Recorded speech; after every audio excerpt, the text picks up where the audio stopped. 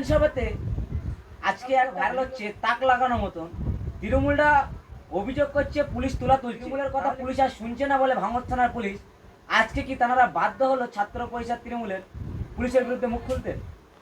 Actually যদি খুব ভালো করে চিন্তা ভাবনা করা যায় তাহলে দেখা যাবে পুলিশের বিরুদ্ধে যেভাবে বিভিন্নভাবে অভিযোগ আসছে তাতে করে পুলিশ কিন্তু একটু ব্যাকফুটে, যার কারণে তারাও চাইছে মেরুদণ্ড সোজা করে নিজেদের কাজটা সঠিকভাবে কিছুটা হলেও করার, অর্থাৎ ভালো কাজ করার মানসিকতা দেখানোর চেষ্টা করছে। কিছু কিছু ক্ষেত্রে আমরা অন্তত কিছু কিছু জায়গায় লক্ষ্য করছি। এটা কিন্তু শাসক দলের একেবারে মানে শিরপীড়ার কারণ হয়ে দাঁড়াচ্ছে। কারণ যে নেতারা এই পুলিশকে পরিচালনা করে বা যাদের কথায় পুলিশ পরিচালিত হয়, তারা হঠাৎ করে পুলিশের বিরুদ্ধে আন্দোলন করছে। কারণটা খুঁজতে গিয়ে আমি যেটা উপলব্ধি করলাম, আমাদের যা সাংগঠনিক স্ট্রেংথ আছে তার মাধ্যমে খোঁজখবর নিয়ে যেটা দেখলাম, যে তালেব মোল্লার ব্যাংকে যে ঘর ঢালাই নিয়ে যে পুলিশ বাধা দিয়েছে বা আটকেছে, সেখানে আমরা খোঁজখবর নিয়ে দেখলাম যে জমিটার উপরে ঘর হচ্ছে সেটা শালি জমি। অর্থাৎ আপনাকে ঘর করতে হলে বাস্তু জমির উপরে ঘর করতে হবে। যদি আপনার ঘর বাস্তু জায়গা না থাকে তাহলে জমি কনভার্সন অর্থাৎ চরিত্র পরিবর্তন করে বিএলআর অফিস থেকে তারপরে সেই জায়গার উপরে বাস্তু ভিটে বানাতে হবে। আমাদের যেটা আইনগত বিষয় আছে, আমি যতটা জানি বা খোঁজ খবর নিয়েছি, তাতে এরকম একটা সমস্যার বিষয় আছে। তাহলে কনভার্সন করা তো এমন কোনো ব্যাপার নয় যে আমার ঘর নেই, আমি বাস্তু ভিটে নেই, আমি শালি জমির উপরে আমি ঘর করবো, এটা কনভার্সন করে আনলেই হয়ে যায়। এটা তো তৃণমূলের নেতারা খুব মানে সহজ কলে এক ফোনে করে দিতে পারে। তাহলে হঠাৎ করে আন্দোলন করার মানেটা কি আমি তো বুঝতে পারছি না। কিন্তু আমার যেটা মনে হচ্ছে এই মুহূর্তে গোটা পশ্চিমবঙ্গের যা পরিস্থিতি, তাতে করে তৃণমূলের মুখ একেবারে পুড়ে কালো হয়ে গেছে। কোনো জায়গায় কোনো রকম মুখ খোলার মতন কোনো জায়গা নেই বা আন্দোলন করার মতন কোনো স্কোপ ওরা কোনোভাবে পাচ্ছে না, যার কারণে এরকম একটা ছোটোখাটো বিষয় যে জিনিসটা থানায় গিয়ে কথা বললে হয়ে যায়, কেন আপনি আটকেছেন না জমির কনভার্সন হয়নি বলে আটকেছি, কনভার্সনটা করে এনে কাজ শুরু করে দেওয়া যেতে পারে। এটা এক চুটকির কাজ। সেটা নিয়ে পুলিশের বিরুদ্ধে বিভিন্ন রকম অভিযোগ এনে কালিমালিপ্ত করার কি মানে আমি তো বুঝতে পারছি না। দেখেন, পুলিশও আমাদের কোনো না কোনো পরিবারের থেকে তারা এসছে। হ্যাঁ, সব পুলিশ ভালো নয়, পুলিশের অনেক কিছু খারাপ আছে। তাই বলে যেটা মানে সহজে মেটার জিনিস, যেটা কোনো অন্যায় নেই, সেটাতেও যদি পুলিশের উপরে আমরা আঙুল তুলি বা তাদেরকে অপদস্থ করার চেষ্টা করি, তাহলে তো তাদের যে মানসিকতা, তাদের কাজ করার মানসিকতাটা তো নষ্ট হয়ে যাবে। তারা হীনমন্যতায় ভুগবে এবং তারা তাদের মানে সঠিক কাজের ক্ষেত্রে তাদের আন্তরিকতা নষ্ট হয়ে যাবে। যার কারণে আমি বলবো, যারাই আন্দোলন করছেন তারা জেনে বুঝে আন্দোলন করুক, প্রয়োজনের আন্দোলন করুক।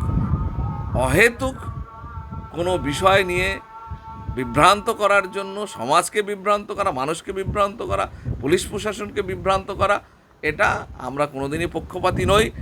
রিসেন্ট আমরা একটা ঘটনা দেখলাম যে ঘটকপুকুরের উপরে একটা ওই গাড়ি অ্যাক্সিডেন্টে মারা যাওয়ার কারণে একটা অবরোধ বা ওখানে পুলিশের সঙ্গে একটা ধস্তাধস্তি গণ্ডগোল হয়। সেখানেও আমরা দেখেছি যে আমরা খবর নিয়ে দেখেছি, সেখানেও কিন্তু পুলিশের বিরুদ্ধে যা কিছু করেছে সেটা তৃণমূলের নেতারাই কিন্তু ওখানে প্রথম মানে কাজটা শুরু করেছে পুলিশের বিরুদ্ধে। ওই ধরনের প্ররোচনা বলেন, পুলিশের উপর আক্রমণ বলেন বা ওখানে ওই অবরোধ বলেন, সেখানে কোন নেতৃত্বরা ছিল সেটা আমি কিন্তু বলে দিতে পারি, কিন্তু এই মুহূর্তে আমি বলছি না। পুলিশ তদন্ত করলে বেরিয়ে যাবে যে ওই ধরনের ঘটনা কারা ঘটিয়েছে। কি বলবেন, এই যে বারংবার পুলিশের বিরুদ্ধে অভিযোগ উঠতো, সেই কারণে কি পুলিশ এখন নিরাপত্তা বা পুলিশ সৌজন্যতা বা যেমনই আইনের মতন কাজ করার জন্য কি তারা যেই ব্রেন্ট লাগালো তৃণমূলটা কি এর বিরোধিতা করছে? কি বলবেন? হ্যাঁ, নিশ্চয়ই। শীত দাঁড়া সোজা করে দাঁড়ালে অন্যায়ের বিরুদ্ধে যখন প্রতিকার করার চেষ্টা করবে, যখন পুলিশ তার সঠিক ভূমিকা পালন করবে তখন সেক্ষেত্রে তো শাসক দলের কোনো নেতা নেত্রী কর্মী যদি তার মধ্যে পড়ে যায় তাহলে তাদের গাত্রদাহ হচ্ছে এখন।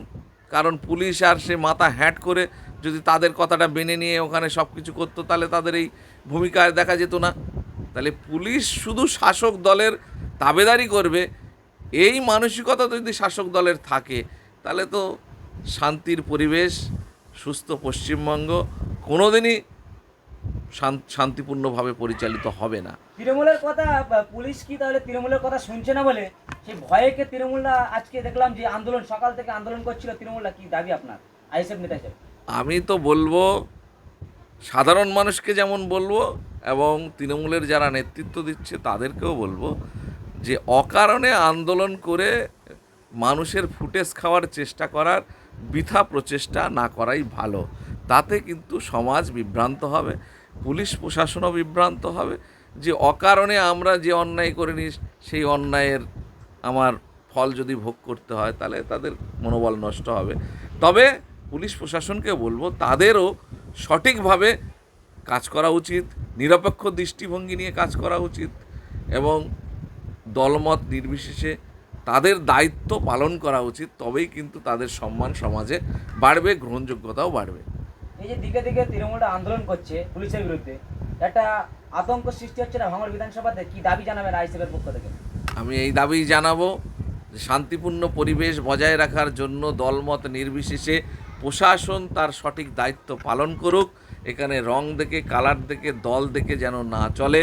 কেউ একজন কি আন্দোলন করলো তার জন্য তাদের নিজেদের যে লাইন, যে সঠিক পথে চলার পথ যাতে ভ্রষ্ট না হয়, তারা যাতে সঠিক পথে চলে এই আবেদন করব এবং শান্তিপূর্ণ ভাঙড় আগামী দিনে শান্তির পরিবেশ যাতে বজায় থাকে তার জন্য ক্যালকাটা পুলিশের যে ভূমিকা সেই ভূমিকা আরও বেশি সদার্থক হবে এই আবেদন করব। ভাঙড় বিধানসভার বিধায়ক বা আইএসএফের বিধায়ক তিনি বারংবার দাবি করে যে পুলিশের উপরে পুলিশ যদি আমাদের কোনো সহযোগিতা চাই দেওয়া হবে, তার পক্ষ থেকে আপনি আইএসএফের নেতা হিসেবে কি দাবি জানান? আমি সেই জন্যই আজকে সোশ্যাল মিডিয়ায় এই বার্তা দিচ্ছি যে পুলিশ যদি অন্যায় করে তার বিরুদ্ধে আমরা যেমন আন্দোলন করব, সেটা প্যাসিফিক তুলে ধরবো। এরকম ঠুনকো কোনো কারণে যে জমির একটা কনভার্সন হয়নি তার কারণে পুলিশের বিরুদ্ধে আমি আন্দোলন করব, পুলিশ কেন এলো আমি খোঁজ খবর না নিয়ে, এখানে শাসক দলের কন্টিনিউ থানার সঙ্গে যোগাযোগ আছে, তাহলে এক ফোনে তো জানা যায় যে কেন পুলিশ এলো। তাহলে পুলিশ যে কারণে এসেছে সেটা নিশ্চয়ই জানাবে। আর পুলিশের এত বড় হিম্মত নেই যে শাসক দলের নেতাদের বিরুদ্ধে গিয়ে তারা কোনো রকম আইনি পদক্ষেপ নেবে। যেখানে পুলিশ শাসক দলের কথাতে উঠবোস করে আমরা এতদিন ধরে যা জেনে এসেছি, সেই জায়গায় দাঁড়িয়ে এতটা এরকম পরিবেশ তৈরি হয়নি যে শাসক দলের কথা শুনবে না। আর শাসক দল সঠিক কাজ করছে তারপরেও তাদের বিরুদ্ধে পুলিশ ব্যবস্থা নিচ্ছে, এরকম পরিবেশ ভাঙড়ে এখনও পর্যন্ত কোথাও তৈরি হয়নি। ভাঙড় কেন পশ্চিমবঙ্গে তৈরি হয়নি। এটা জাস্ট লোক দেখানো একটা আন্দোলন করার চেষ্টা করছে যে দেখো আমরাও মানুষের স্বার্থে আন্দোলন করছি, পুলিশ এইসব করছে ওইসব করছে বলে মানুষের দৃষ্টি আকর্ষণ করার চেষ্টা করছে, মানুষের ফুটেজ খাওয়ার চেষ্টা করছে, মানুষের আবেগ টানার চেষ্টা করছে নিজেদের দিকে। এইভাবে খুব বেশি কিছু করা যাবে না। সঠিকটা ওদের নেতা নেতৃত্ব আছে, থানাকে বলুক না যে কেন আপনি তুলেছেন, কেন বন্ধ করেছেন, জেনে নিয়ে পুনরায় কিভাবে সেই কাজ সম্পন্ন করা যায় সে তো খুব সহজে হয়ে যাবে।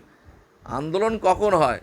যখন অন্যায় কাজ করে কেউ, কোনোভাবেই সেই অন্যায় বন্ধ হচ্ছে না, বারে বারে আবেদন নিবেদন তার লিখিত জমা দেওয়ার পরে তখন সাধারণ মানুষকে সঙ্গে নিয়ে নেতা নেতৃত্বরা আন্দোলনের পথে ব্রতী হয়। এটাই তো আমরা জানি। সুতরাং এসব কিছু না দেখে শুনে হঠাৎ করে একটা কিছু শুরু করে দিলাম আর পুলিশের বিরুদ্ধে ব্লেম চালিয়ে দিলাম, এটা করার পক্ষপাতী আমরা নই। পুলিশ যদি কোনো আইএসএফের কাছে সহযোগিতা চায়, আইএসএফ কি দেওয়ার জন্য প্রস্তুত? 100% আইএসএফ প্রশাসনের সঙ্গে এখনও পর্যন্ত সহযোগিতা করে আসছে, আগামী দিনে করবে।